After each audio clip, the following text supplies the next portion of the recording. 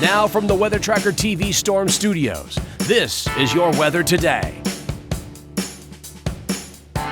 Here's Chief Meteorologist William Cole. All right, folks, here we go now on this Back to Work Monday. Again, hopefully you had a great Easter holiday with the family. We're all back at it.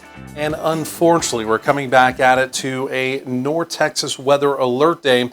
As we've been highlighting for really the last several days, the risk of severe weather is returning to North Texas. All the newest data coming in overnight and early this morning continues to pinpoint to an opportunity of storms and some severe weather as we go through the day. So important new details coming in. I do want to get you caught up on your storm timeline and truly what to expect as we go through the late afternoon and into this evening. Notice I mentioned late afternoon and evening because the storm probabilities do not increase until that time. Again, a good part of the afternoon, noon, 2 p.m., we're completely dry, but just in time for the evening commute, but more so by early evening, that opportunity of storms will be increasing. Notice your daytime highs going to be warm, going to be humid today, lower 80s here in the Metroplex. So radar locally, it is completely quiet, nothing going on out there this morning. And in fact, even as we look around the region, relatively quiet this morning as well. Couple showers, couple rumbles of thunder up in Oklahoma. That's really nothing major so far.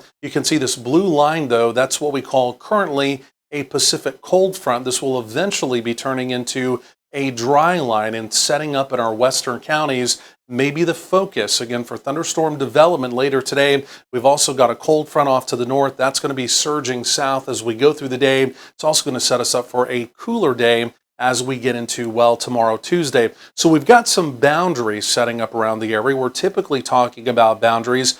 Those in themselves can be a focus of active weather, meaning rain and storms. But typically you need the jet stream, right? You need kind of a kicker, if you will, or a spark to get active weather to go. We'll take a look out here to the west. We've got this big upper level jet stream storm system. Not only is it coming out, but ahead of it, we have something called a lead wave. And as we go through spring, anytime you hear the term lead wave, your ears begin to perk up just a little bit. So big storm out here coming out, but this little piece of energy that's kicking out in front of it, the lead wave, look at the colors there. You can see the white. That's going to be higher speed jet stream flow. And notice where it's moving. It's moving directly over North Texas and across parts of Oklahoma. So we're going to be in the favorable path now of some high speed jet stream motion moving through the region. All those details really for this simple point.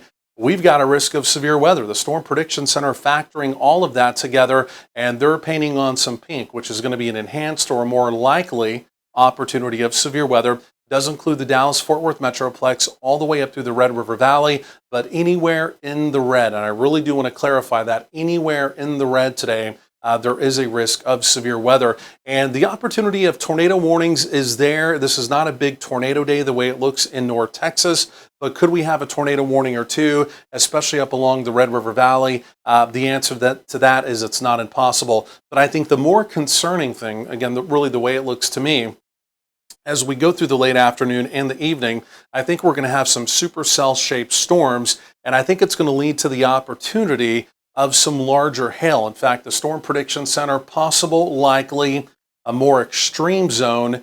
And look at that. It appears as though that's blinking. The extreme zone is blinking. So the opportunity of hail larger than golf balls would not be impossible. So the way it looks, I think big hail is going to be the primary concern.